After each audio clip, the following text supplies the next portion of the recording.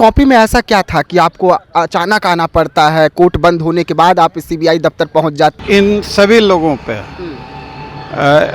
हेमंत कुमार झा, रोशनी कुमारी, अनु कुमारी, ASP Abhinav Kumar, SSP DGP साहब और CBI के एएसपी पवन कुमार श्रीवास्तव, सब लोगों ने जांच के नाम पर लिपापोती की है। इन सभी अधिकारियों पे तो मुकदमा होता है, वो चलाएंगे। मैं यहाँ पे कॉपी देने आया था। सीबीआई पर, एसआईटी पर अब केस करने जा रहे हैं। डीजीपी साहब के द्वारा कहा जाता है कि मान लो यह सुसाइड है, जबकि पोस्टमार्टम रिपोर्ट, एफएसएल रिपोर्ट और तमाम साक्ष्य यह बता रहे हैं कि उस बच्ची के साथ दरिंदगी और हैवानियत की सारी हदें पार कर दी गई हैं। कितने अधिकारियों का आपने इस वक्त नाम लिया है? क्या तमाम अधिकारियों पर आप लोग एफआईआर करने जा रहे हैं? तमाम अधिकारियों पर केस चलेगी? इस जांच में जो भी अधिकारी दोषी हैं, किसी को भी नहीं बख्शा जाएगा।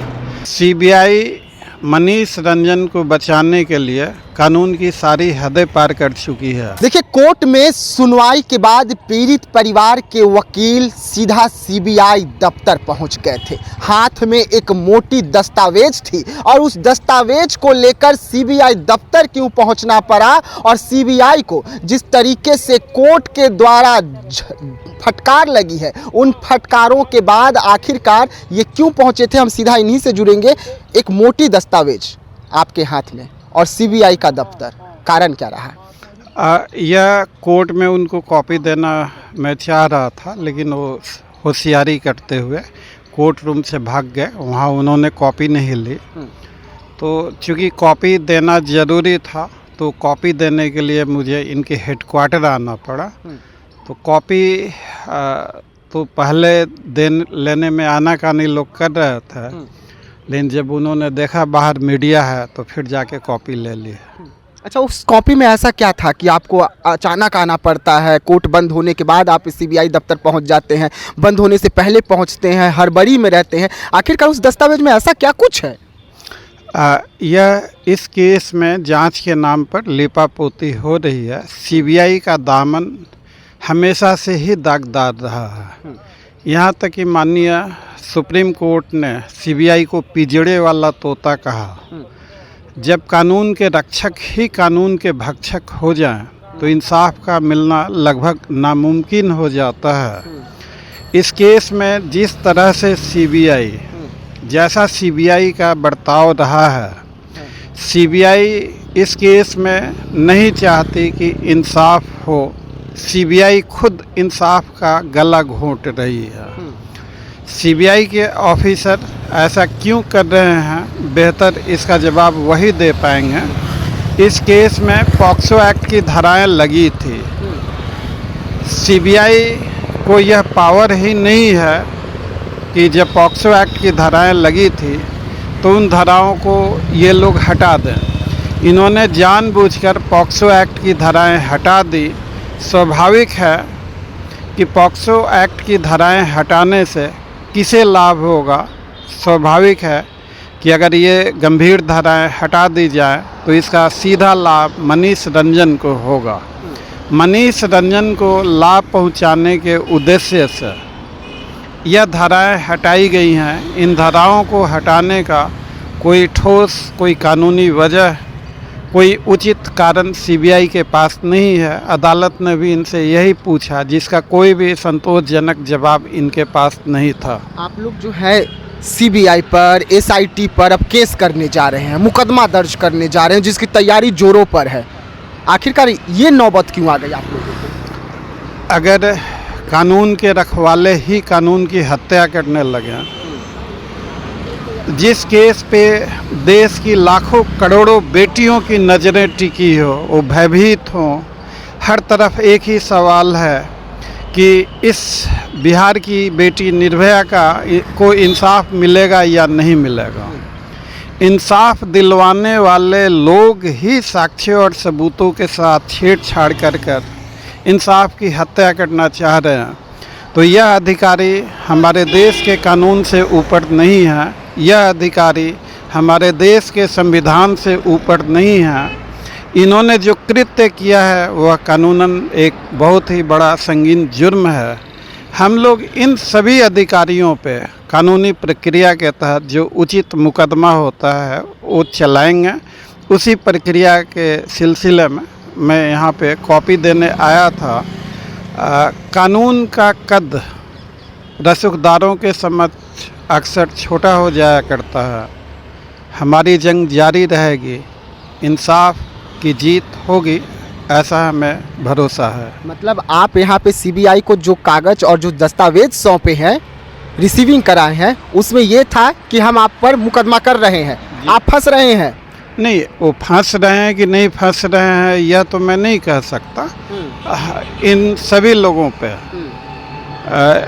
हेमंत कुमार झा, रोशनी कुमारी, अनु कुमारी, ASP Abhinav Kumar, SSP DGP साहब और सीबीआई के एएसपी पवन कुमार श्रीवास्तव, सब लोगों ने जांच के नाम पर लिपापोती की है।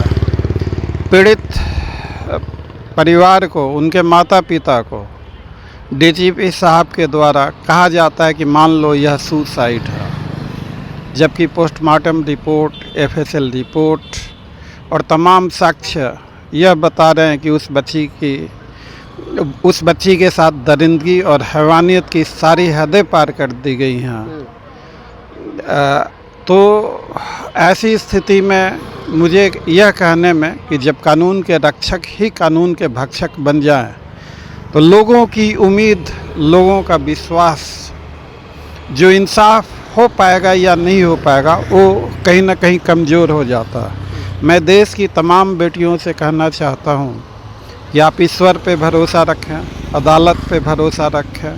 इंसाफ की लड़ाई हमेशा मुश्किल होती है, हम हार नहीं मानेंगे, हम मरते दम तक हर वक्त इंसाफ की आवाज़ ज़रूर उठाते रहेंगे। जितने अधिकारियों का आपने इस वक्त नाम लिया है, क्या तमाम अधिकारियों पर आप लोग एफआईआर करने जा रहे हैं? तमाम अधिकारियों पर केस चलेगी? इस जांच में जो भी अधिकारी दोषी हैं, किसी को भी नहीं बख्शा जाएगा। और मैं सुशासन की सरकार से भी प्रार्थना करना चाहता हूँ कि अगर आप चाहते हैं कि उस मृतक बच्ची को इंसाफ मिले, तो जांच एजेंसियां आपके अधीन है। ऐसे दोषी अधिकारियों को आप अविलंब सेवा मुक्त करें। इन्हें कोई अगर कानून के रक्षक ही जांच के नाम पे लिपापोती करें, तो जहाँ तक मैं समझता हूँ ऐसे अधिकारियों को सेवा में रहने का कोई नैतिक आधार नहीं है। और हम लोग यह लड़ाई काफ़ी मजबूती से लड़ेंगे, हर प्लेटफॉर्म पे लड़ेंगे, सरकार से मांग भी करेंगे कि दोषी अधिकारियों के ऊपर सख्त से सख्त कार्रवाई की जाए। कोर्ट में सुनवाई के दौरान सीबीआई के वकील और आपके बीच में झड़प हो गई, उसके पीछे क्या कुछ कारण रहा? सीबीआई के वकील साहब ने मुझे यह कहा कि मनीष रंजन की जमानत याचिका का विरोध करने का आपका कोई कानूनी अधिकार नहीं है। मैंने उनसे पूछा कि आप मनीष रंजन के वकील की हैसियत से यहाँ हाजिर हैं या सीबीआई के वकील की हैसियत से, तो उन्हें बहुत बुरा लगा। अब मनीष रंजन के वकील साहब अगर यह कहते या ऑब्जेक्शन करते कि आपका कोई अधिकार नहीं है, तो उस पर एक बहस होती कि क्या पीड़ित पक्ष को जमानत याचिका अपोज करने का कोई कानूनी अधिकार है या नहीं, तो मैं उसका जवाब भी देता। लेकिन सीबीआई के वकील अगर यह कहें कि अब पीड़ित पक्ष को कि जमानत याचिका का विरोध करने का आपका अधिकार नहीं है, तो मैंने उनको यही कहा कि आप व्यक्तिगत कटाक्ष करने से बेहतर है कानून की किताबों को पढ़ा कीजिए। 439(1) जिसका सेक्शन नए वाले BANSS में 483 सब सेक्शन 2 हो गया है, और माननीय सुप्रीम कोर्ट ने एक जजमेंट है, उसके अंतर्गत विक्टिम फैमिली को जमानत याचिका का विरोध करने का कानूनी अधिकार प्राप्त है। अदालत ने मंजूरी दे दी है हमें। हम मजबूती से पीड़ित पक्ष का जो स्टेटमेंट है पीड़ित परिवार का पक्ष अदालत के सामने रख रहे हैं। क्या सीबीआई जो है मनीष रंजन के लिए काम कर रही है, मनीष रंजन के सपोर्ट में उतर गई है? सीबीआई मनीष रंजन को बचाने के लिए कानून की सारी हदें पार कर चुकी है। सीबीआई का इतिहास और चरित्र हमेशा ही दागदार रहा है। आप कुछ पुराने केसों की बात करें, आरूसी तलवार, उस केस में सीबीआई ने आरूसी तलवार के माता पिता को ही बंद कर दिया। 5-6 सालों के बाद वो छूटे, हाई कोर्ट से जाकर बाइज्जत बरी हुए। सीबीआई उस केस में आखिर आरूसी तलवार का असली कातिल कौन है नहीं पता लगा पाई।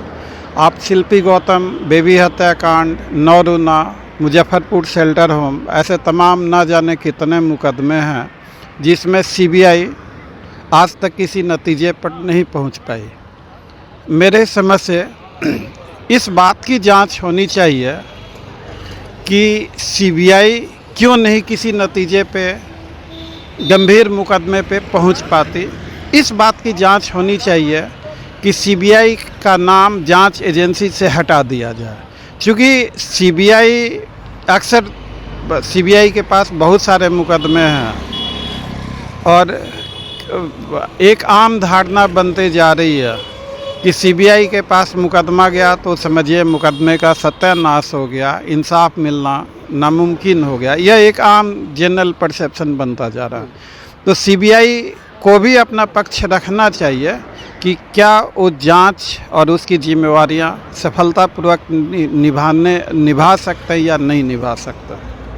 चलिए, तो देखिए कोर्ट में सुनवाई के बाद अब वकील साहब जो हैं उन तमाम अधिकारियों पर एफआईआर करने के लिए पहुंचे हुए हैं सीबीआई दफ्तर, जिनका इसमें जांच कर रहे थे। इस केस में लगातार जांच कर रहे अधिकारियों की मुश्किलें अब बढ़ सकती है, क्योंकि परिवार और वकील साहब ने तमाम अधिकारियों पर एफआईआर करने का मन बना लिया है और सीबीआई में दस्तावेज पर रिसीविंग भी करा लिया गया है, जिसके बाद अब एक और अलग केस जो है इस मामले में जुड़ रही है। तो ऐसे तमाम खबरों के लिए रहिएगा देशवा न्यूज के साथ, दीजिएगा इजाज़त। धन्यवाद।